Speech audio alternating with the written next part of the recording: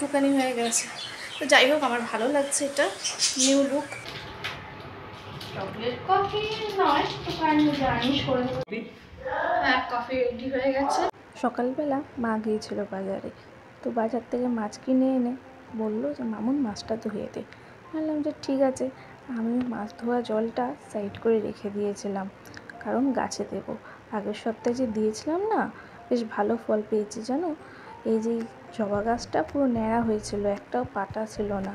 কি সুন্দর কতগুলো পাতা বেরিয়ে গেছে মাছ ধোয়া জলটা দিয়ে। মানে এটা তো ভালো সার হিসাবে কাজ করে।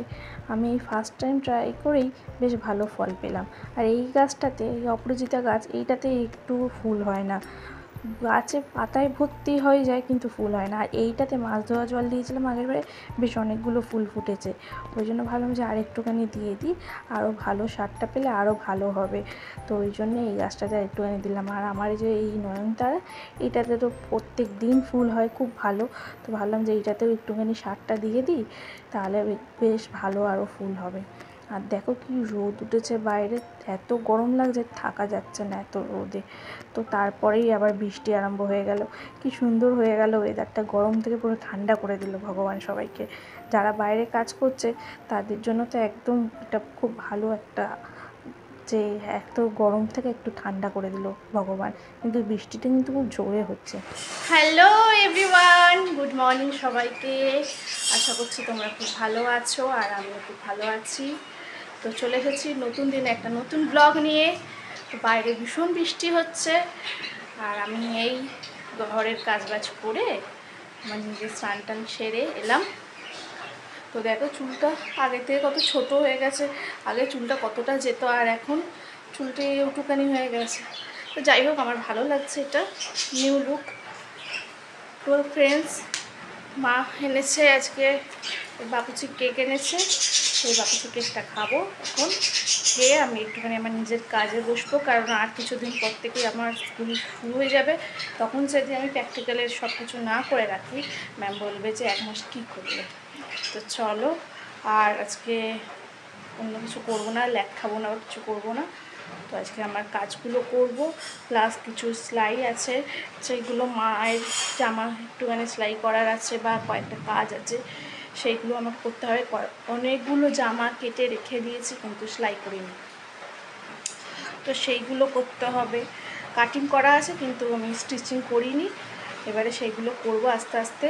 দেখি আজকে তো সব হবে না, আজকে দেখি এখন আপাতত আমি সেলাইটা নিয়ে বসি, আর সন্ধ্যের দিকে টাইম পেলে একটুখানি প্র্যাকটিক্যাল খাতাটা নিয়ে বসবো। অনেক আঁকা টাকা আছে, তখন সেইগুলো শেয়ার করব। এখন আপাতত কেকটা খেয়ে বসি সেলাইয়ে। তো চলো, বসে পড়লাম মেশিন নিয়ে। আর এদিকে খাটের অবস্থা হয়ে গেল একবারে নষ্ট। আর ওইদিকে ঘন্টু বুড়ো ভয় পাচ্ছে বাইরে বৃষ্টি হচ্ছে বলে, আর পাখিগুলোকেও তুলে দিয়েছি চিকুগুলোকে। তো চলো আমি একটু সেলাইটা করে নিই, তো তারপর আসছি। সেলাই করে উঠেছি, মা বললো আয় চলে আয়, রান্না হয়ে গেছে খেয়ে নে। তো আজকে রান্না হয়েছিল লাউয়ের ভাজা, আর মাছের তেল দিয়ে একটা তরকারি, আর মাছের ঝোল।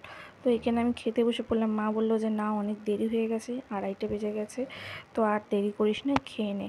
এখানে মা আমাকে খেতে দিচ্ছিলো। বললাম যে না ঠিক, আজকে তো অনেক দেরি হয়ে গেল, এত দেরি করে তো খাই না, এরকম করলে তো শরীর খারাপও হবে। ঘুম তো ঠিক হচ্ছে না, খাওয়াটাও ঠিক যদি না হয় তাহলে আর ভিডিও করতে হবে না, বিছানাতেই শুয়ে থাকো।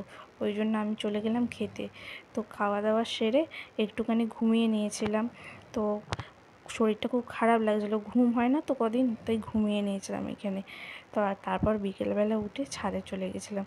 দেখো কি সুন্দর সূর্যটা লাগছে।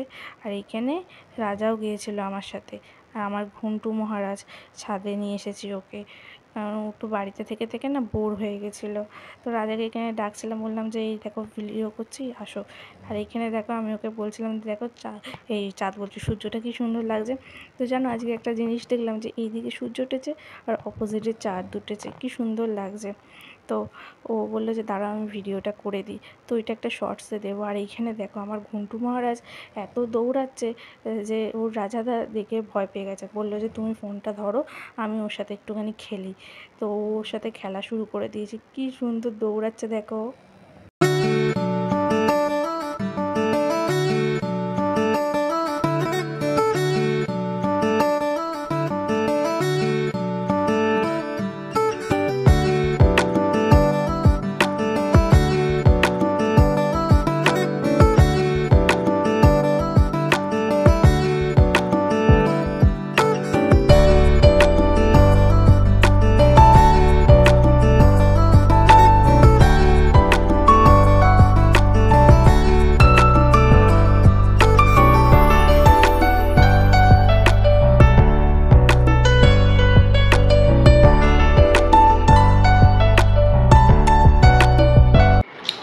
করছো? কফি বানাচ্ছি একটু। তুমি দুধ দিয়ে খেতে ভালোবাসো বলে দুধ দিয়ে বানাচ্ছি। আমি নাহলে তো এমনি ব্ল্যাক কফি খেয়ে নিতাম। আর একটুখানি চকলেটও দিয়েছি। চকলেট কফি বানাচ্ছো? চকলেট কফি নয়, একটুখানি গার্নিশ করে দেবো চকলেটটা দিয়ে। আর দেখো কফিটা রেখে একদম শক্ত হয়ে গেছে, খাওয়া হয় না, খাই না আমি। তুমি তো চা খেলে ভাবেন, তাও যদি কফি খাও আবার ওই জন্য বেশি করে। রেডি হয়ে গেছে তোমার কফি? দেখো উঠছে আর একটুখানি কফি দিতে পারতো। ডার্ক কফি করছি। আমি তো কি কফি করছো? একটুখানি মানে একটু স্ট্রং করছি, কারণ আমি তো একটু স্ট্রং খাই, আর তুমি দুধ দিয়ে খাও বলে এমনিতেই এটা আর কি থাকবে, ওই জন্য একটুখানি কফিটা বেশি দিচ্ছি। আর তোমার আলাদা চিনি দিয়ে দিয়েছি, আমি একটুখানি চিনি নিয়েছি আজকে। চিনি দুধ দিয়েছি বলে আমি একটুখানি চিনি নিয়েছি। তুমি তো দিলেও তুমি আবার বলবে যে কম।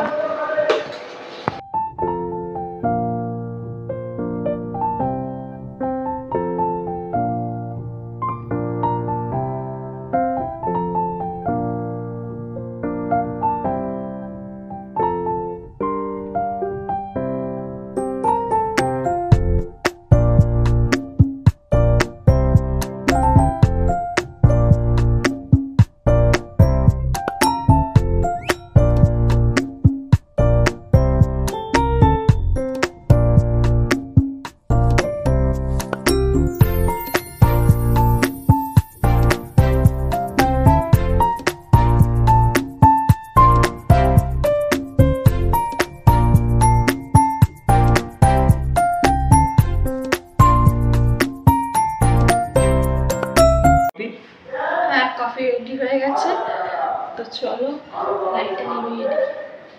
চলো ঘরে বসে খাওয়া যাক গরম গরম কফি।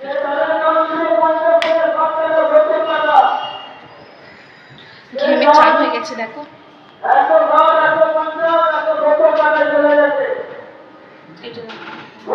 সেই আঁকা ছেড়েছি কত বছর হয়ে গেছে, তারপর এত বছর পর আবার আঁকতে বসেছি। তো বলেছিলাম যে আগের দিন যে প্র্যাকটিক্যাল খাতাটা নিয়ে এলাম, তো ওই দিদিটার দেখেই আমি আঁকাটা শুরু করেছি। তো আঁকছিলাম, রাজা বললো ভিডিওটা করে দিই। সেই আগের দিনের সেই স্মৃতিগুলো মনে পড়ে গেল। স্কুলে সব দিত জিওগ্রাফির আঁকতে বা বায়োলজির আঁকতে, সব বন্ধুরা আমাকে দিয়ে দিত জিওগ্রাফির আঁকাগুলো আঁকতে, যে এঁকে দে।